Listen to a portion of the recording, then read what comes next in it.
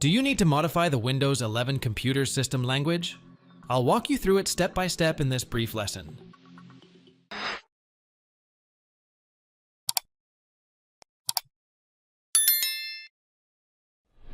Right-click on the Start button and select Settings. In the Settings menu, choose Time and Language on the left panel.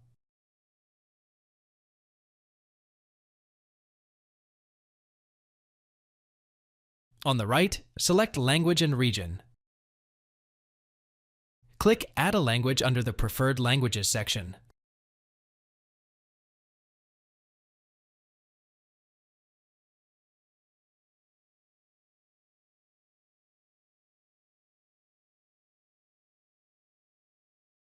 Use the search bar to find the desired language. Review compatibility for features like display language, text-to-speech, and handwriting. Select the desired language and click Next.